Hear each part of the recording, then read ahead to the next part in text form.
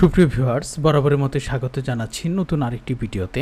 আজকের এই ভিডিওতে আমরা যে বিষয় সম্পর্কে আলোচনা করব সেটি হচ্ছে এইচএসসি বিএমটি দ্বাদশ শ্রেণী বা সেকেন্ড ইয়ারের 2025 সালের সিলেবাস অনুসারে ইংরেজি 2 বিষয়ের এখানে যে পার্ট সি কম্পোজিশন রয়েছে, ডেসক্রাইব গ্রাফস অ্যান্ড চার্ট, এটি নিয়ে আলোচনা করব আজকের এই ভিডিওতে। আর আপনারা যারা পরীক্ষায় একটি ভালো ফলাফল করতে চান তারা এই 7 বিষয়ের উত্তর সহ সুপার সাজেশন পেয়ে যাচ্ছেন মাত্র 300 টাকায়। যারা সাজেশনগুলো নেবেন তারা স্ক্রিনে দেখানো হোয়াটসঅ্যাপ নাম্বারে কিন্তু আপনারা SMS করতে পারেন। আর আজকের এই ভিডিওতে যে আলোচনা সেটি কিন্তু আমরা আমাদের ইংরেজি 2 বিষয়ের যে সুপার সাজেশনটি রয়েছে সেখান থেকে আলোচনা করব। তাই আসুন সরাসরি মূল ভিডিওতে চলে যাওয়া যাক।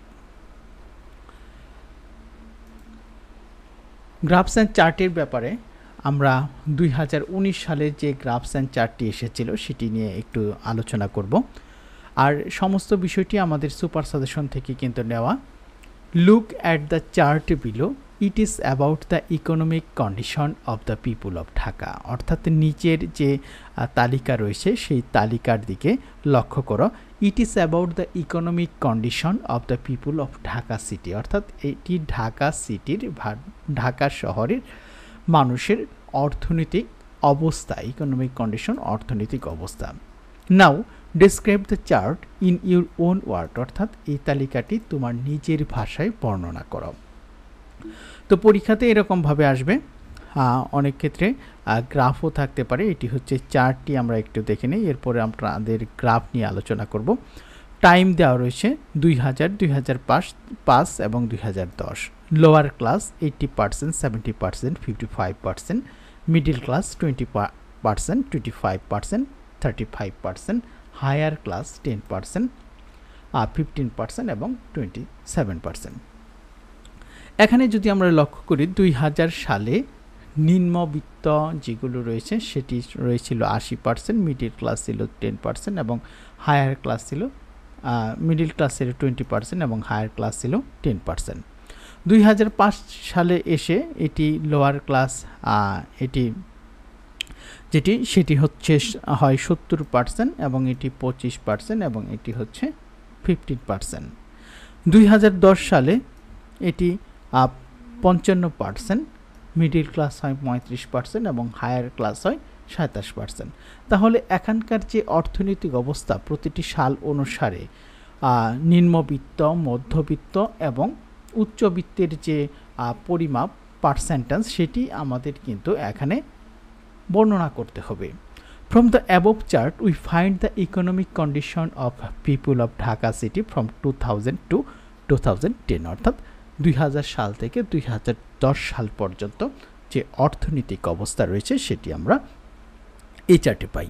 The chart gives the picture of every 5 years. প্রত্যেক 5 বছর পরপর যে অর্থনৈতিক অবস্থা সেটি আমরা এখানে দেখতে পাই। In 2000 we find the economic condition of lower class was 80। 2000 সালে ছিল 80, মিডিল ক্লাস ছিল 20 এবং হায়ার ক্লাস ছিল 10।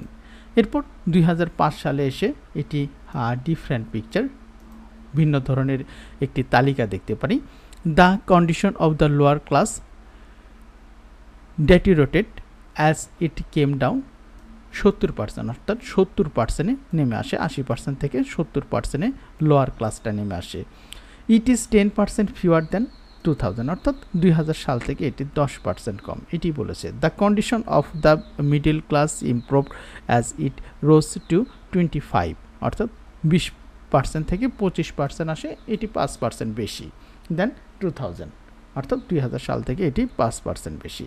In the same way the condition of the higher class rose by 5% that it is rose to 15।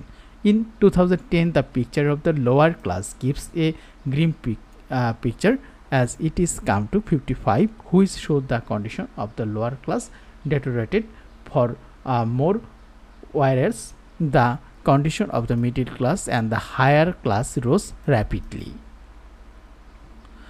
তো এটি আপনারা অবশ্যই ভালোভাবে পড়বেন এবং এই ধরনের যে বিষয়গুলো রয়েছে সেগুলো পড়বেন। তো আমি আপনাদের আরেকটি বিষয় দেখাই। The chart below shows the source of air pollution in a city. Describe the chart in 150 word. You should highlight the summarise the information gives in the chart. অর্থাৎ air pollution, population, air pollution, বায়ু দূষণ যেটি রয়েছে সেটির কিভাবে কত percent হয় কোনটির মাধ্যমে সেটি এখানে দেখানো রয়েছে। যেমন ভেহিকেলের জন্য 60%, ইন্ডাস্ট্রির জন্য 17%, পাওয়ার প্ল্যান্টের জন্য 4%, ওয়াস্ট ডিসপোজালের জন্য 3% এবং হিটিং আর এয়ার কন্ডিশনিংয়ের জন্য 6%। তো এইটির যে ব্যাখ্যা সেটি কিন্তু এখানে আমাদের পাই চার্টে রয়েছে। এটি হচ্ছে পাই চার্ট। আর আপনাদের জন্য আরেকটি গ্রাফ দেখাবো।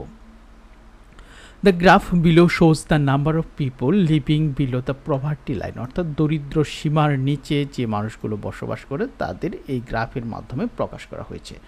Now write a paragraph based on the information given in the graph and give a suitable title to it. তো এটির আলোকে আমাদের একটি প্যারাগ্রাফ বেস তৈরি করতে হবে।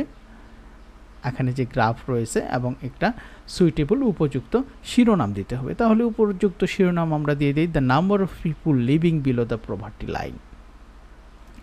আচ্ছা, আমরা এখানে দেখতে পেলাম 1995 সাল রয়েছে, 2004 সাল রয়েছে, 8 সাল রয়েছে, 10 সাল রয়েছে এবং এখানে Bangladesh is a developing country and almost 50% people live below the poverty line.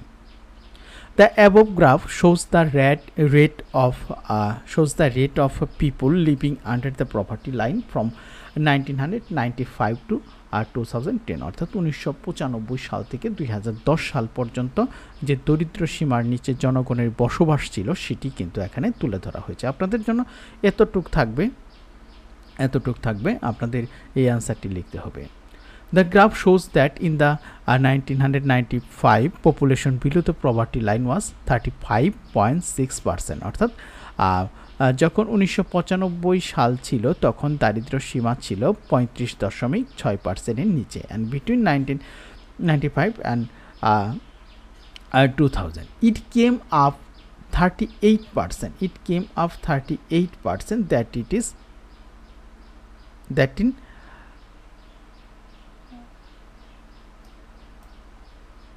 It was unfortunate the population below poverty line in 2004 became 45%, অর্থাৎ 2004 সালে এটা দুর্ভাগ্যবশত 45%-এ চলে যায়, and this rate was 44% between 2004 and 2008. But again the situation began to improve. এরপর থেকে আবার পরিস্থিতি স্বাভাবিক হতে থাকে, অর্থাৎ দারিদ্র্য সীমার নিচে বসবাসকারী মানুষের সংখ্যা কমে আসতে থাকে। The rate came down to 36.3% in 2008, অর্থাৎ 2008 সালে আমরা দেখতে পেলাম 36.3%-এ নেমে এসেছে। Between 2008 and 2010 the rate was 32% and 35.6% rate of 1995 came down to 31.51, অর্থাৎ যখন আমরা 95 সালে দেখেছিলাম দারিদ্র্য সীমার নিচে বসবাস করতে 35.6%, 2010 সালে এসে সেটি নেমে এসেছে 31.51%, এবং এটি কিন্তু 2004 সালে কিন্তু একটু বেড়ে গিয়েছিল এবং 2008 সালে সেই বাড়তি থেকে কিন্তু আবার নিচে নেমে আসে এবং 2010 সালে কিন্তু সর্বনিম্ন এখানে 31.51%, অর্থাৎ সর্বনিম্নতে চলে আসে। তো এইগুলোই একটু ইংরেজিতে বিশ্লেষণ করতে হবে। ডিউরিং দিস 15 ইয়ার্স, অর্থাৎ 1995 থেকে 2010 সাল পর্যন্ত the number of people living below the poverty line came down to a great extent. People struggle against poverty and work hard to improve their condition in these 15 years. Yet the improvement attained in these years is not such as satisfactory as we expected. তো সুপ্রিয় viewers, আপনারা যারা কিছুই পাবেন না grasp and চার্টে, কোনো কিছুই পড়েননি, তারা এখানে যে বিষয়গুলো রয়েছে সেগুলোই কিন্তু ইংরেজিতে একটু যদি বর্ণনা করেন সেক্ষেত্রে মোটামুটি অর্ধেক নাম্বারও কিন্তু আপনারা পেতে পারেন। তো আমি আরেকটি বর্ণনা করে দিই। আমি একটু এখানে একটি পাই চার্ট দেখতে পাচ্ছি আমরা। The pie chart below shows the time allocated allocation of a student's daily activities. Describe the chart in 150 words. You should highlight and summarize the information in the chart. অর্থাৎ daily activities of a student, অর্থাৎ একজন শিক্ষার্থীর যে activities বা কর্মকাণ্ডগুলো রয়েছে সেগুলো এখানে দেওয়া রয়েছে। সেই সময় ব্যয় করে 20% পড়াশোনাতে, রিক্রিয়েশনের জন্য 12%, খেলাধুলা করে 5%, অন্যান্য কাজ করে 8%, কলেজে সময় ব্যয় করে 25% এবং ঘুমানোর জন্য সময় ব্যয় করে 30%। তো এই বিষয়গুলোই যদি আপনারা একটু লিখে দেন, যেমন a student spend his time study in 20%, recreation 12%, play time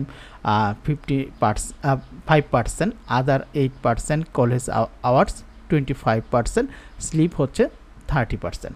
তাহলে এখান থেকে সবচেয়ে বেশি সময় সে ব্যয় করে স্লিপ, এরপর সে ব্যয় করে কলেজে পড়াশোনার জন্য, এবং এখানে সে ব্যয় করে আরেকটি বিষয় হচ্ছে এখানে সে ব্যয় করে স্টাডির জন্য 20%।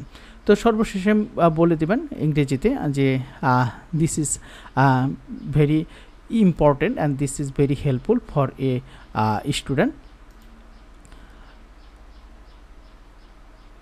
এবং এখানে আরও কিছু দেওয়া রয়েছে। Again he or she allocated more time in study than play, recreation and other activities, and he or she has to spend more time in college activities than playing, recreation, studies and other activities. He or she allocated very short time for other activities. অর্থাৎ এই বিষয়গুলো আপনারা যদি একটু ইংরেজিতে লিখে দেন, যারা একবারে কিছুই পাবেন না তারাও কিন্তু মোটামুটি 4 থেকে 5 নাম্বার আপনারা এখান থেকে পেতে পারেন। তো সুপ্রিয় ভিউয়ার্স, আপনারা যারা সুপার সাজেশন নেবেন তারা কিন্তু এই পিডিএফটি পেয়ে যাবেন, আর যারা সুপার সাজেশন না নেবেন তারা এই ভিডিওটি অবশ্যই ভালোভাবে দেখবেন। তো এই ছিল আজকের এই ভিডিওটি যারা এতক্ষণ দেখলেন তাদেরকে অসংখ্য ধন্যবাদ। আর সুপার সাজেশন নিতে স্ক্রিনে দেখানো হোয়াটসঅ্যাপ নম্বরে আপনারা SMS করতে পারেন।